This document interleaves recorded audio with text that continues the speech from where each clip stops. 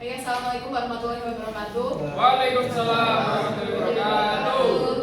Kami dari kelompok 4 Undang-Undang akan mempresentasikan mengenai hukum pengelolaan wilayah pesisir dan pulau-pulau kecil. Berikut anggota kelompok kami, saya Ayah Sadara, Saya Abdul Tania, Saya Sakti Nurhanisa, saya Zafar Rina, saya Natalia Yani, saya Munawwirah Nikma. Selanjutnya untuk latar belakang, Indonesia memiliki sumber daya pesisir dan pulau-pulau kecil yang mencakup berbagai jenis kekayaan alam yang terdiri atas sumber daya hayati seperti ikan, terumbu karang, lamun, mangrove, dan juga biota laut. Kemudian sumber daya non-hayati seperti pasir, air laut, dan juga mineral dasar laut. Sumber daya buatan yang mencakup infrastruktur kelautan dan perikanan, dan juga jasa lingkungan yang mencakup keindahan alam, potensi energi dan fungsi dasar laut, dan energi gelombang laut. Nah, sumber daya tersebut berperan penting dalam mendukung pembangunan nasional karena dalam pengelolaannya itu dapat menghasilkan devisa bagi negara, kemudian berkontribusi besar terhadap pendapatan negara dan daerah, serta meningkatkan kesejahteraan masyarakat melalui peningkatan perekonomian masyarakat di sekitar wilayah tersebut. Dalam pengelolaan ini terdapat beberapa tantangan seperti tekanan ekologi yang mencakup pencemaran, kerusakan ekosistem dan overfishing, kemudian masalah sosial seperti keterbatasan akses dan partisipasi masyarakat, selanjutnya eksploitasi destruktif seperti penggalian pasir yang bahkan dapat menyebabkan erosi dan hilangnya pulau kecil, dan juga yang terakhir aktivitas pembangunan dan pengelolaan. Nah, untuk menghadapi tantangan pengelolaan ini maka diperlukan kebijakan yang bertujuan untuk melindungi, melestarikan, merehabilitasi, serta memanfaatkan sumber daya pesisir dan pulau-pulau kecil secara berkelanjutan. Untuk tujuannya yaitu untuk mengkaji dan menjelaskan pentingnya pengelolaan wilayah pesisir dan pulau-pulau kecil secara hukum melalui undang-undang, dan juga memahami penerapan dan pengimplementasian undang-undang. Baik, selanjutnya yang kita kaji yaitu Undang-Undang RI Nomor 27 Tahun 2007 tentang pengelolaan wilayah pesisir dan pulau-pulau kecil. Baik, yang pertama masuk dalam ruang lingkupnya. Ini ruang lingkupnya itu ada 3, yaitu wilayah pesisir pada pasal 1 ayat 2, kemudian pulau kecil terdapat pada pasal 1 ayat 3, kemudian ekosistem darat dan laut ini terdapat pada pasal 2. Next. Untuk sumber daya yang diatur sendiri ini dijelaskan dalam pasal 1 ayat 4, yaitu sumber daya pesisir dan pulau-pulau kecil adalah sumber daya hayati, sumber daya non-hayati, sumber daya buatan, dan juga jasa-jasa lingkungan.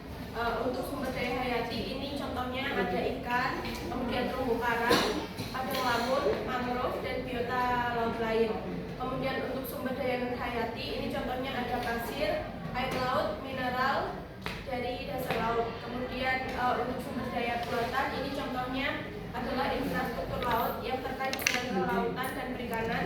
Kemudian untuk jasa-jasa lingkungan ini contohnya seperti keindahan alam, permukaan dasar laut, tempat instansi bawah laut yang terkait dengan kelautan, serta energi gelombang laut yang terdapat di wilayah pesisir tersebut. Selanjutnya yaitu ada pengelolaan, di mana pengelolaan tersendiri yaitu pengelolaan wilayah pesisir dan pulau-pulau kecil merupakan proses terpadu lintas sektor yang melibatkan pemerintah pusat, daerah, dan pemangku kepentingan untuk merencanakan, memanfaatkan, dan mengendalikan berbagai jenis sumber daya hayati, non-hayati, buatan maupun jasa lingkungan melalui perencanaan umum dan rencana aksi yang terstruktur, terkoordinasi, dan berkelanjutan demi kesejahteraan masyarakat dan kelestarian lingkungan, di mana terdapat pada pasal 1 ada ayat 1, ayat 15, ayat 4, ayat 6, dan ayat 9, di mana ada beberapa contoh yaitu ada pelaksanaan rehabilitas mangrove tahun 2025 sampai 2027 di pesisir selatan. Terus ada seluk yang dijadikan kawasan pemanfaatan umum yang cakup pelabuhan, wisata bahari, dan budidaya laut secara berdampingan.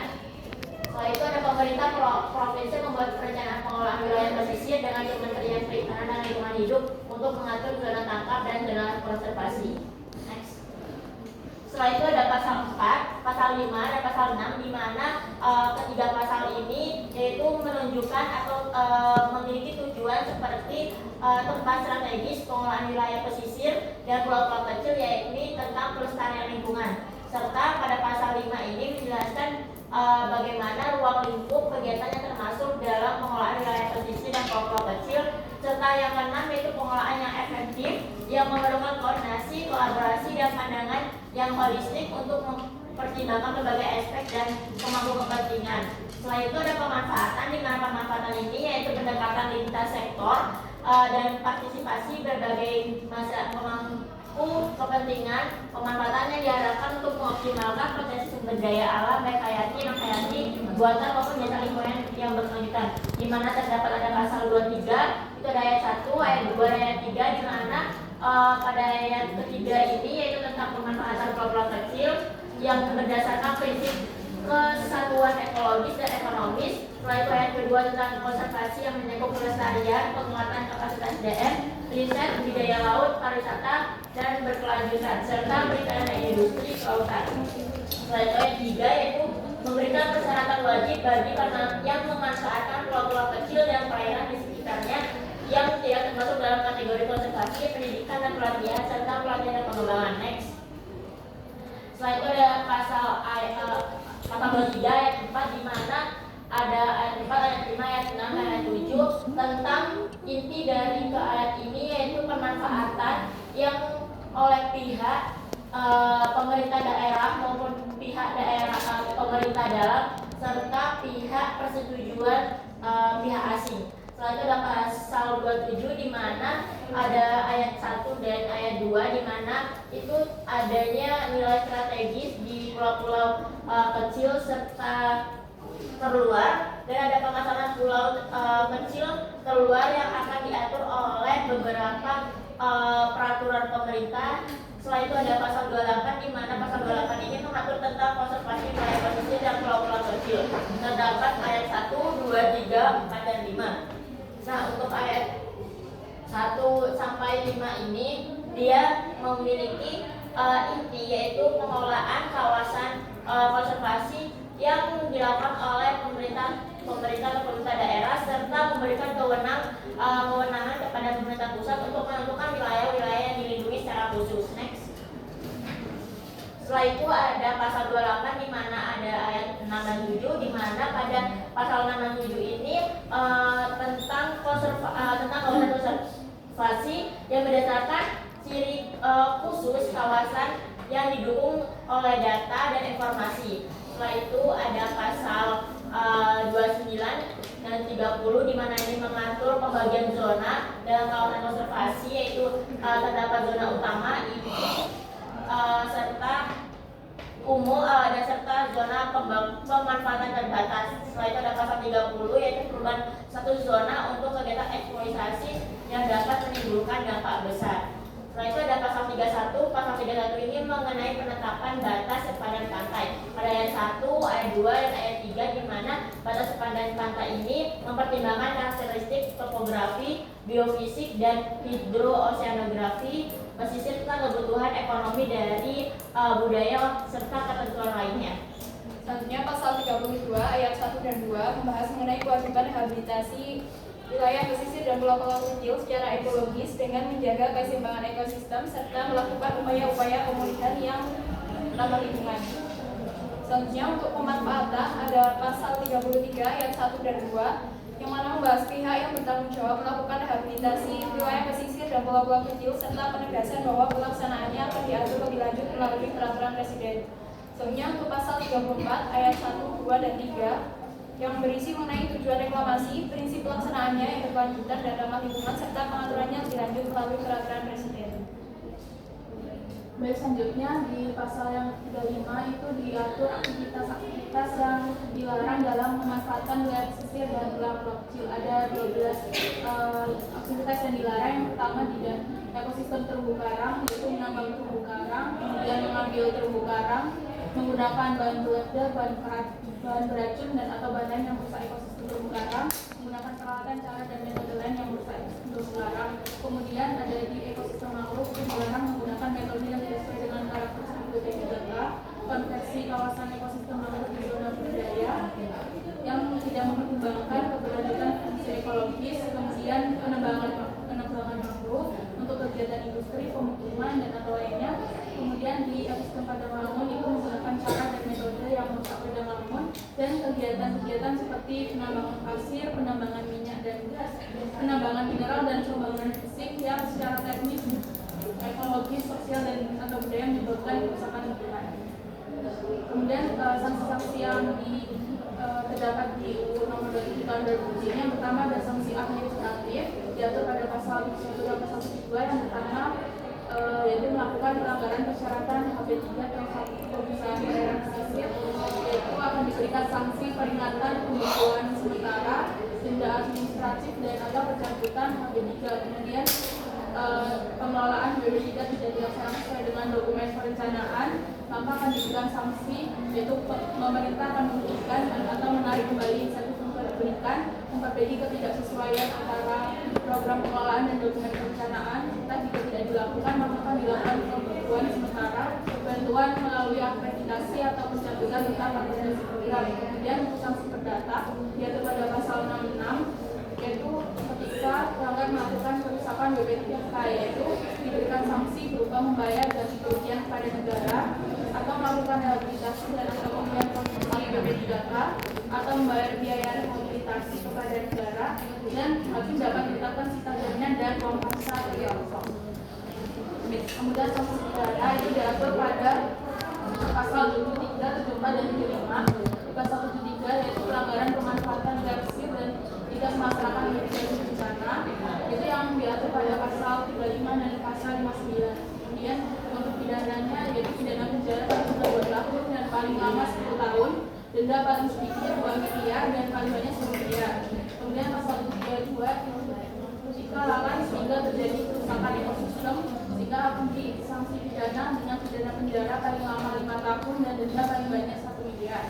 Kemudian pasal 74, lalai tidak melaksanakan kewajiban rehabilitasi dan reklamasi, yaitu diberi sanksi pidana kurungan paling lama 6 bulan atau denda paling banyak 300 juta. Dan pasal 75, jika lalai melakukan kegiatan usaha tanpa memegang HP3 dan tidak melaksanakan kewajiban persyaratan operasional, maka akan dilakukan pidana kurungan paling lama 6 bulan atau denda paling banyak 300 juta. Baik, selanjutnya masuk di sisi pengawasan, di mana proses pengawasan dan atau pengendalian ini diperlukan untuk memastikan bahwa pengelolaan dilakukan secara terpadu dan berkelanjutan. Pada pasal 36 ayat 1 disebutkan bahwa pengawasan diberikan kepada pejabat tertentu yang ditunjuk sesuai dengan sifat pekerjaannya, dan pejabat ini dilengkapi dengan kewenangan kepolisian khusus yang memberikan hak untuk melakukan tindakan hukum administratif dan langkah penindakan awal terhadap setiap pelanggaran. Kemudian pasal 36 ayat 2 disebutkan bahwa pejabat tersebut yaitu PNS yang memiliki kewenangan di bidang tersebut sesuai dengan tugas dan fungsinya. Kemudian pasal 36 ayat 3 disebutkan bahwa 2 kewenangan utama PNS, yaitu yang pertama melakukan patroli atau perondaan di wilayah pesisir dan pulau-pulau kecil, yang kedua menerima laporan masyarakat terkait kerusakan ekosistem pesisir, kawasan konservasi, kawasan pemanfaatan umum, dan kawasan strategis nasional. Kemudian pasal 36 ayat 4 menyebutkan bahwa kewenangan tersebut diatur lebih lanjut dalam peraturan menteri. Kemudian pasal 36 ayat 5 disebutkan bahwa untuk melaksanakan pengawasan yang efektif, pemerintah dan pemerintah daerah wajib melakukan pemantauan, pengamatan lapangan dan evaluasi terhadap pelaksanaan, perencanaan dan pengelolaan wilayah pesisir dan pulau-pulau kecil. Kemudian pasal 36 ayat 6 juga menyebutkan bahwa masyarakat juga harus diberikan ruang untuk berpartisipasi dalam pengawasan dan pengendalian pengelolaan wilayah pesisir, dikarenakan mereka adalah pihak yang paling terdampak dalam aktivitas di kawasan tersebut. Kemudian pasal 37 disebutkan bahwa proses pengawasan terhadap perencanaan dan pelaksanaan pengelolaan wilayah pesisir dan pulau-pulau kecil harus dilakukan secara terkoordinasi oleh instansi-instansi yang bersangkut pautan. Kemudian pasal 38, masyarakat memiliki hak untuk berpartisipasi dalam pengawasan pengelolaan wilayah pesisir dan pulau-pulau kecil melalui penyampaian laporan dan atau pengaduan kepada pihak yang berwenang apabila ditemukan tindakan pelanggaran atau indikasi kerusakan terhadap kawasan pesisir. Dan pada pasal 39 disebutkan bahwa seluruh mekanisme pengawasan yang disebut dalam pasal 3738 akan dijabarkan lebih lanjut dalam peraturan. Baik, selanjutnya yaitu peran pemerintah. Yang pertama ada peran pemerintah dalam proses perencanaan, di mana pemerintah daerah menyusun rencana strategi BP3K, rencana zonasi BP3K, rencana pengelolaan BP3K, dan rencana aksi pengelolaan BP3K terdapat pada pasal 7. Kemudian pemerintah daerah menyebarkan rencana tersebut untuk mendapatkan tanggapan, masukan dan juga saran pada pasal 14 ayat 3. Kemudian pemerintah daerah menyampaikan usulan dokumen final perencanaan ke tingkat atas yang terdapat pada pasal 14 ayat 4 dan 5. Kemudian gubernur atau menteri memberikan tanggapan atau saran terhadap usulan penyusunan dokumen final yang terdapat pada pasal 14 ayat 6. Kemudian pemerintah dan pemerintah daerah mengelola data dan informasi mengenai WP3K yang terdapat pada pasal 15. Kemudian pada proses pemanfaatan, Menteri menetapkan titik pangkal pengukuran perairan Indonesia sebagai kawasan yang dilindungi yang terdapat pada pasal 24. Kemudian pemerintah atau pemerintah daerah dapat mengubah status zona inti dengan pertimbangan DPR yang terdapat pada pasal 30. Kemudian pemerintah daerah menetapkan batas sepadan pantai yang terdapat pada pasal 31 dan juga pemerintah ikut melakukan rehabilitasi WP3K yang terdapat pada pasal 33. Kemudian pada proses pengawasan dan pengendalian, pemerintah melakukan pemantauan, pengamatan lapangan dan evaluasi pelaksanaan pengelolaan WP3K yang terdapat pada pasal 36 ayat 5. Kemudian pemerintah memberikan insentif kepada pengelola program pengelolaan WP3K yang telah mendapatkan akreditasi pada pasal 40 ayat 4. Kemudian pemerintah daerah juga menyusun dan mengajukan usulan akreditasi program pengelolaan WP3K yang terdapat pada pasal 40 ayat 5 dan 6. Kemudian pada proses penelitian dan pendidikan, pemerintah mengatur, mendorong dan menyelenggarakan penelitian dan pengembangan terkait pengelolaan WP3K yang terdapat pada pasal 42 ayat 2.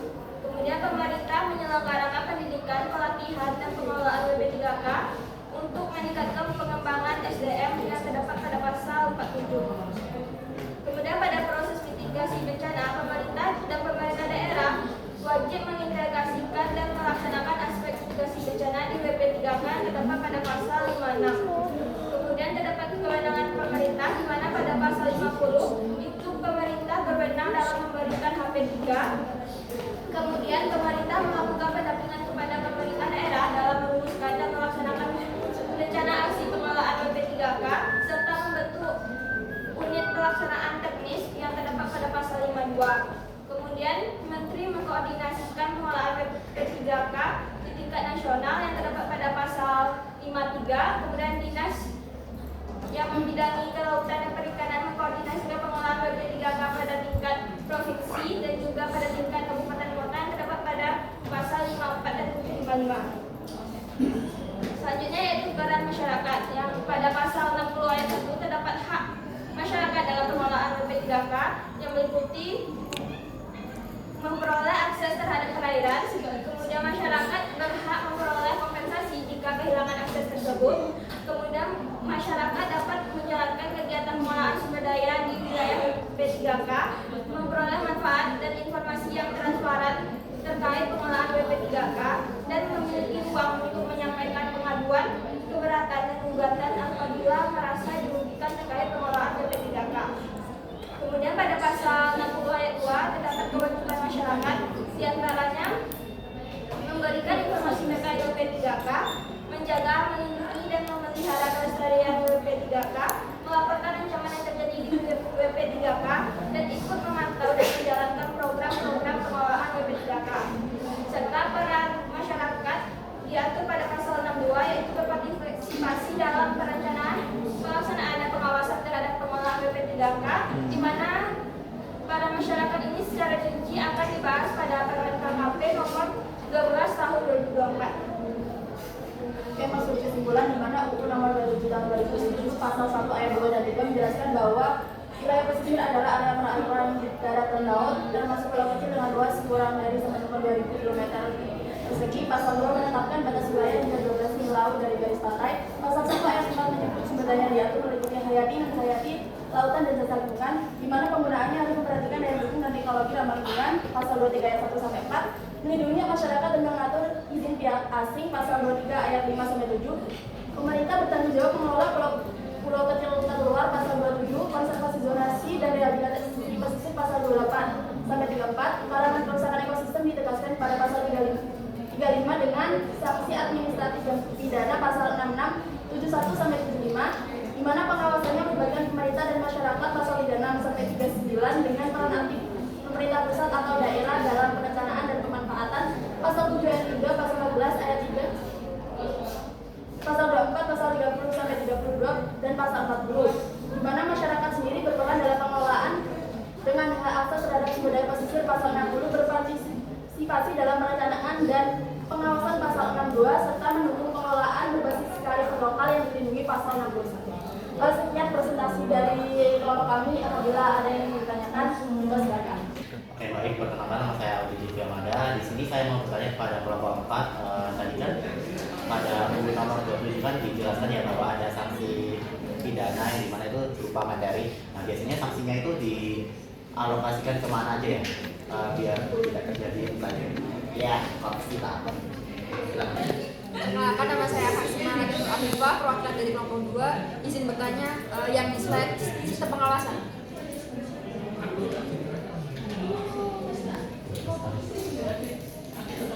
Nah, ini kan melibatkan banyak stakeholder kan.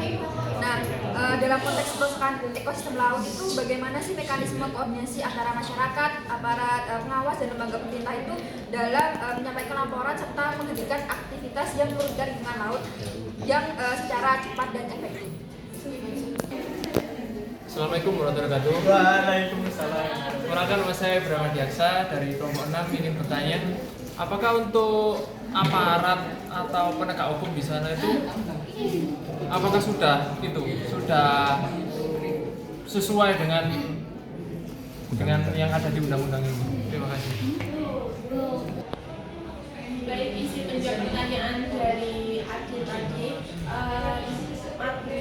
denda materi seperti apa dan alokasinya kemana. Jadi pada Undang-Undang 27 tahun 2007 ini belum atau tidak dijelaskan secara rinci alokasinya kemana, tetapi secara umum dan menurut peraturan yang ada itu dialokasikan ke penerimaan negara bukan pajak atau BNPB.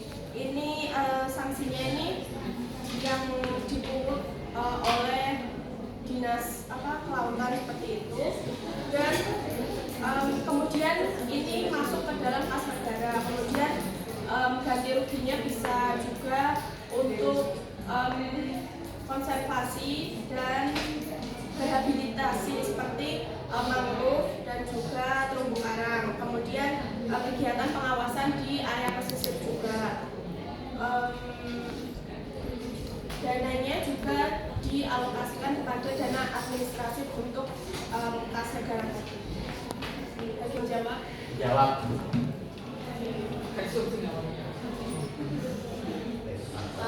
Izin menjawab pertanyaan dari Karisma, di mana pertanyaannya bagaimana mekanisme antara berbagai stakeholder tersebut. Nah, yang pertama itu kan masyarakat melakukan pelaporan itu bisa dilakukan kepada Pokmas.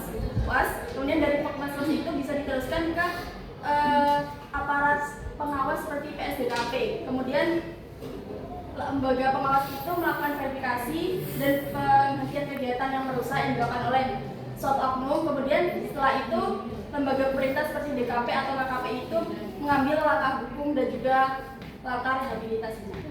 Apakah bisa diterima? Baik, izin menjawab pertanyaan dari Ibrahim.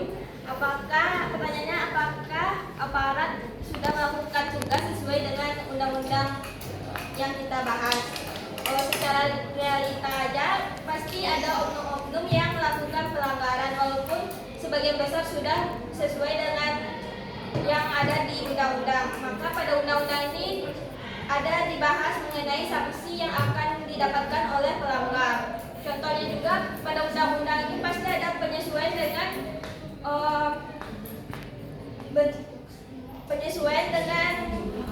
hasil evaluasi, seperti pada undang-undang nomor 27 ayat tahun 2007 ini adanya perubahan pada pasal yang membahas tentang HP3K, membahas tentang HP3, di mana ini tidak sesuai dengan keadaan realita, di mana kalau dibiarkan pasal ini tetap ada, maka memberikan